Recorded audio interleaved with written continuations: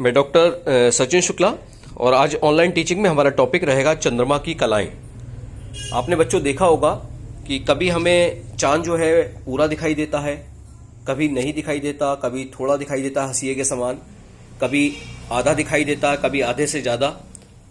तो ये जो कलाएं होती हैं ऐसा क्यों होता है, इसके बारे में हम इस वीडियो के माध्यम से जानेंगे। इससे पूर्व बच्चों हमने देखा था कि हमने बाकायदा सौरमंडल के जो ग्रह थे, जो 8 ग्रह हैं हमारे सौर परिवार के, बुध, शुक्र, पृथ्वी, मंगल, बृहस्पति, शनि, अरुण, वरुण, और हमने इनके विषय में पढ़ा था, जाना था। और उसके साथ साथ हमने जाना था कि पृथ्वी जो हमारा ग्रह है उसका एक उपग्रह है जो पृथ्वी के चारों तरफ चक्कर काटता है, जिसे आप देख सकते हैं यहाँ पर। ये चारों तरफ ये हमने बना रखा है, इसके चारों तरफ चक्कर काट रहा है। तो अब इस टीएलएम के माध्यम से हम जो इसकी कलाएं हैं ऐसा क्यों होता है उसके बारे में हम जानेंगे, जिसे आप देख सकते हैं। देखिए, ये हमारा सूर्य है, इसमें से प्रकाश निकलता है। हम चंद्रमा को कब देख पाते हैं? जब हम पृथ्वी पर खड़े हुए हैं, तो पृथ्वी से हम चंद्रमा को देखते हैं।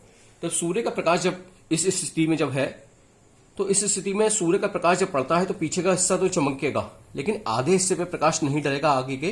तो यहां खड़े व्यक्ति को चांद कैसा दिखाई, चंद्रमा कैसा दिखाई देगा? उसे नहीं दिखाई देगा, यानी कि वो रात कहलाएगी अमावस्या की रात। यानी उसे चांद पे प्रकाश, इस हिस्से पे प्रकाश नहीं पड़ेगा और उसे पूरा काला दिखाई देगा इस तरीके से, क्योंकि हम चंद्रमा का 59% हिस्सा ही देख पाते हैं। अब इस स्थिति में जब ये घूम के, ये वर्किंग मॉडल है, ये घूम के जब इस स्थिति में आ जाएगा इधर को, तो ये यहां पे आ गया और इस स्थिति में क्या होगा, सूर्य का प्रकाश इस पर पड़ेगा, तो ये इतने हिस्से पे पड़ पा रहा है, जिसे आप देख सकते हैं। इसे हमने रंगा हुआ सा है। तो इतने हिस्से में जब प्रकाश पड़ रहा है तो प्रकाश की किरणें परावर्तन के पश्चात धरती पे खड़े व्यक्ति पे पड़ेगी। तो जो धरती पे खड़ा व्यक्ति है उसे चांद का इतना हिस्सा दिखाई देगा, जिसे देख सकते हैं हंसिए के समान है।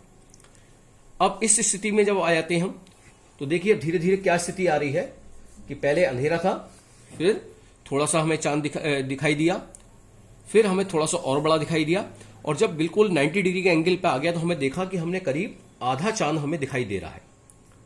फिर ये घूम के जब इधर आ जाएगा, क्योंकि ये लगातार घूम रहा है ऐसे करके, तो ये घूम के जब इस स्थिति में आएगा तो आप देख सकते हैं आधे से ज्यादा चांद हमें दिखाई देने लगा। ये करीब 1/3, जब 270 के एंगल पे आ गया तो 1/3 हमें चांद करीब दिखाई दे रहा है।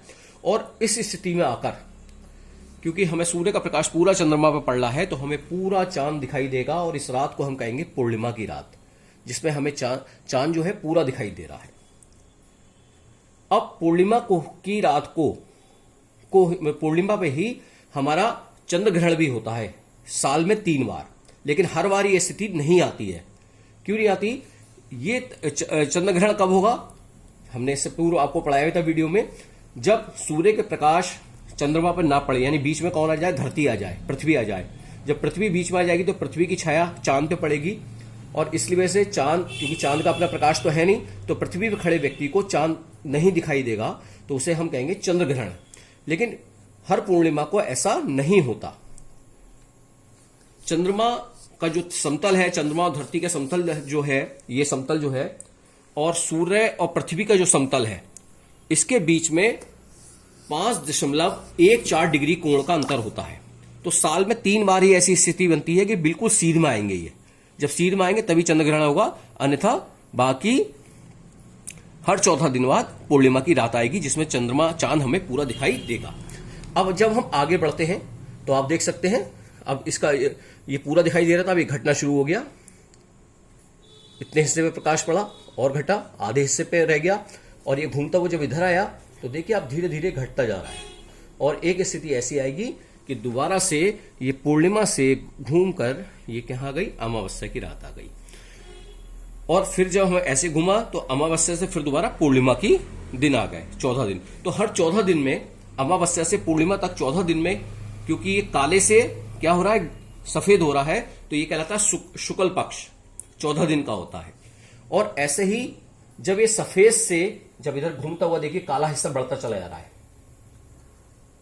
ये पूरा आके यहां पे काला हो गया, तो उस स्थिति में क्या कहलाता है, कृष्ण पक्ष। यानी सफेद से ये काला हो रहा है तो ये कृष्ण पक्ष कहलाता है, ये 14 दिन का होता है। तो कुल मिलाकर ये 28 दिन का होता है। इसको इस टीएलएम के माध्यम से भी हम देख सकते हैं। ये आप देख सकते हैं हमारा चांद इस समय अमावस्या की रात है। अब धीरे धीरे ये जब घूमता हुआ इधर आ रहा है तो देख सकते हैं ये इतना बड़ा दिखाई देगा, धीरे धीरे बड़ा होता है। इसी तरीके से इसके अंदर का एरिया देखेंगे बच्चे तो देखिए इस प्रकार से चांद हमें दिखाई देने लगता है। और 14वें दिन जाकर ये फेसिस है इनके, 14वें दिन जाके क्या स्थिति बनती है कि पूरा हमें चांद जो है पूरा दिखाई देता है, चमकता हुआ है, पूर्णिमा की रात हो गई। और उसके बाद क्या स्थिति आती है, फिर दोबारा से वो घटना शुरू हो जाता है, यानी काला हिस्सा बढ़ने लगता है और धीरे धीरे क्या स्थिति आती है कि हमारा पूरा चांद दोबारा से काला हो जाता, नहीं दिखाई देता, यानी वो अमावस्या की रात आ जाती है। अब हमारी बात आती है चंद्रग्रहण के सूर्य ग्रहण। सूर्य ग्रहण कब होता है, जब पृथ्वी और सूर्य के बीच में अगर चांद आ जाए तो चांद की छाया पृथ्वी पर पड़ेगी और उस स्थिति में हमें सूरज दिखाई नहीं देगा, तो वो कहलाएगा सूर्य ग्रहण। लेकिन ये स्थिति भी साल में 3 बार बनती है, क्योंकि ये भी एक सीध में तभी आते हैं साल में 3 बार, क्योंकि इनके बीच में जो इसकी परिक्रमा करता है धरती की चांद, वो कितने डिग्री पे झुका हुआ है, 5.14 डिग्री पे झुका हुआ है। तो ये स्थिति साल में 3 बार ही बनती है। मैं डॉक्टर सचिन शुक्ला और इस TLM के माध्यम से बहुत अच्छी तरीके से हमने जाना चंद्रमा की कलाएं। और बच्चे आप अच्छी तरीके से समझ गए होंगे कि 4 दिन में चांद ऐसा, फिर 7 दिन में आधा, 11वें दिन में आधे से आधा, 14 दिन में पूरा, फिर वो घटना शुरू हो जाता है, 18वें दिन में इतना रहता है, 21वें दिन में इतना, 25वें दिन में इतना, और इस प्रकार से चंद्रमा की कलाएं हैं। धन्यवाद, डॉक्टर सचिन शुक्ला।